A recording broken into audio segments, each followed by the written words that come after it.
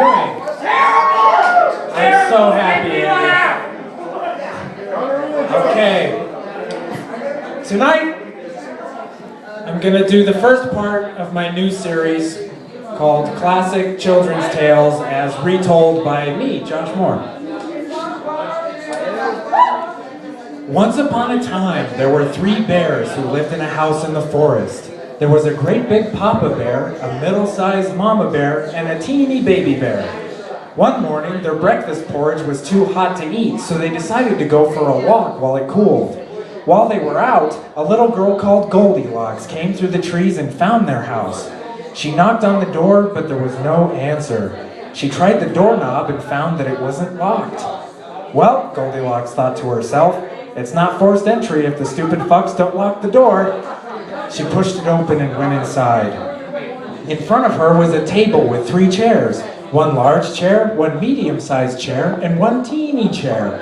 On the table were 3 bowls of porridge, 1 bowl that was large, 1 medium, and 1 small.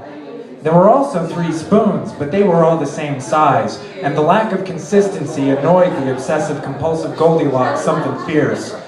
Despite her aggravation, the sight of the delicious-looking porridge made Goldilocks realize how hungry she was, so she sat in a great big chair and put a spoonful of the porridge in her mouth. It was much too hot, though, and she immediately spit it out. "Fuck!" screamed Goldilocks. "I burned my goddamn tongue!"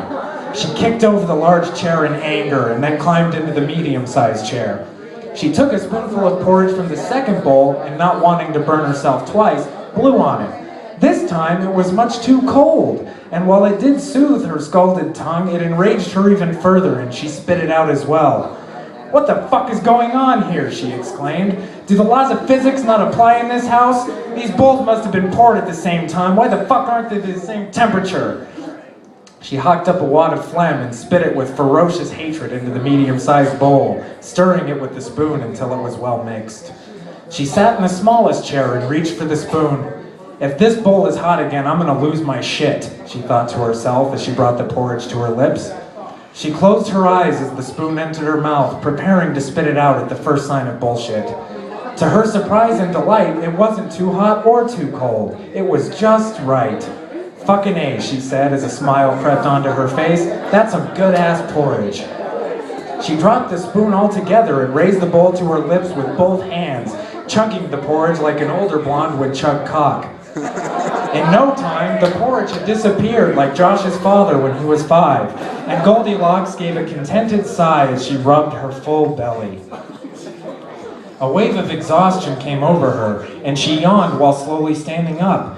"Man, this second-degree felony shit takes it right out of me," she exclaimed. Goldilocks went upstairs where she found 3 beds. Again, 1 large, 1 medium, and 1 small. She approached the large bed, but then stopped herself. "Fuck this," she said to herself. "I might as well just skip to the small bed." She did, and was elated when the small bed felt just right. "Fool me once," she muttered as her head hit the pillow. The combination of an overloaded stomach and a comfortable bed were just too relaxing, and it wasn't long before Goldilocks drifted into a deep sleep. She awoke after what felt like an eternity, and the rather pleasant dream she was having rapidly faded from her memory. She felt woozy as though suffering from an alcohol-induced hangover. It took a moment for her to realize that although her eyes were open, she couldn't see anything. She tried to rub her eyes, but found that she couldn't raise her arms. It normally took Goldilocks a few minutes to completely wake up after a nap or night's rest, but the panic of being alone in the dark and unable to move quickly set in, and she was fully alert almost instantaneously. "What the fuck is going on here?" she cried out as she struggled to move her arms and legs. As if on cue, the lights in the room were switched on, and Goldilocks shut her eyes tighter than an altar boy's asshole on Easter Sunday. She squinted and tried to adjust to the blinding fluorescent light, and her heart was beating faster than a virgin ejaculates. She was no longer on the cozy small bed or in the well-decorated bedroom that she fell asleep in. She was lying on a frigid metal table. Her arms were pinned to her sides and her wrists were attached to the table with steel cuffs that looked as if they had been plucked out of Michael Vick's backyard. She looked down toward her legs, which were bound by the same metal cuffs, and past her feet saw an ancient television set atop a rusty medical cart. "What the fuck?" she said to herself as she stared at the TV. "Where am I?" She began pulling at her bonds with as much strength as she could muster, and as she realized how helpless she was, she began to cry like Josh does every night he doesn't get laid. "Oh, fuck you." "Someone help me!" Goldilocks screamed. "Someone please help me!" Tears were streaming down her face, the second heaviest flow she'd had that month, and as she closed her eyes, she was overcome by the utter hopelessness of the situation. As she lay there weeping, the television set, which had been carefully placed before her, suddenly sprang to life, although Goldilocks was unaware of it. She was silently praying for God to save her when out of nowhere a loud and terrible voice spoke and overwhelmed the room. "Hello, Goldilocks. I want to play a game." Goldilocks opened her eyes and looked in shock and horror at the television. It was no longer black. The face of a grotesque puppet was in the center of the screen. It had shoulder-length black hair with empty, sunken eyes that looked as hollow as the Kardashian sisters. The face was painted white with the exception of the cheeks, which had red spirals. Goldilocks stared at the screen in wide-eyed terror. "Okay, I'm in some serious shit," she thought as she tried to process what she was seeing. The dummy on the screen spoke again. "For too long, you have survived only by taking what others have worked long and hard for. You lie, cheat, and steal, thoughtlessly ruining the livelihoods of others for your own personal gain. You are selfish and slothful, and a plague to all the good, hard-working citizens. Are you able to live a decent life, not by taking from others, but by pouring your own blood and sweat? Tonight, we'll find out." Goldilocks was more terrified than a Scientologist in a hospital. "What's going to happen to me?" she wondered. "Am I going to be the second famous blonde girl to die in a fucking basement?" She felt like screaming, but also knew that whoever had done this wanted her to listen to the TV, so she paid attention as the voice carried on.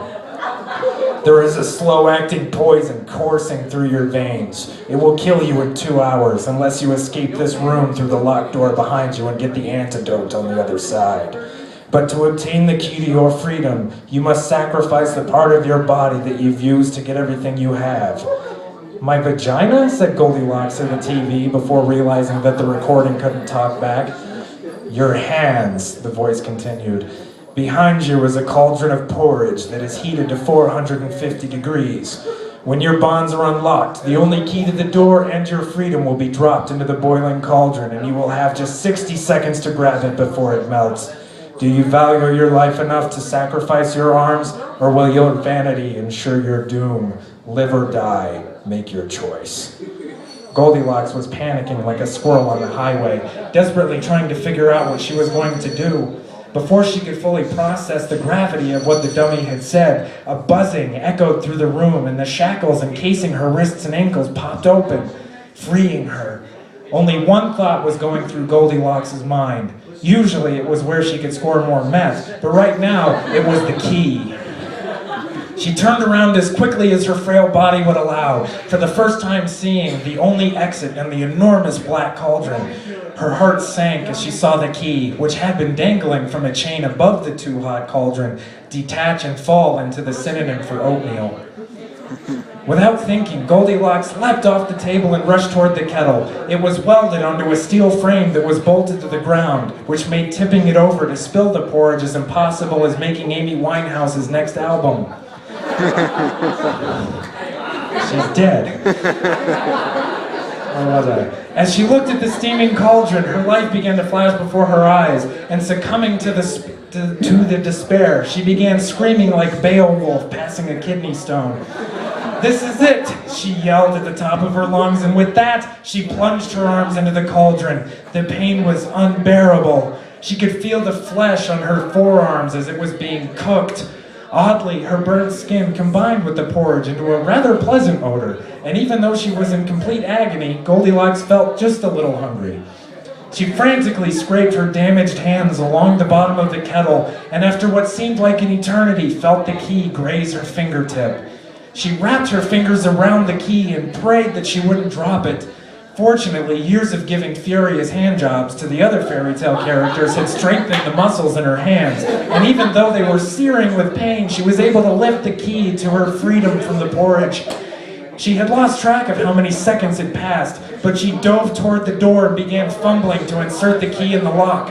Her heart was racing. "Please let this work," she whispered. With the key in place, she closed her eyes and slowly turned her hand. She heard a faint click. Goldilocks breathed a sigh of relief as she reached for the doorknob. It hurt so bad that she had to use both hands to open the door. She had third-degree burns up past her elbows, and in some spots the flesh had melted away far enough to expose the bone, but she was alive. She slowly walked out of her former prison, happy to be alive and determined to change her ways.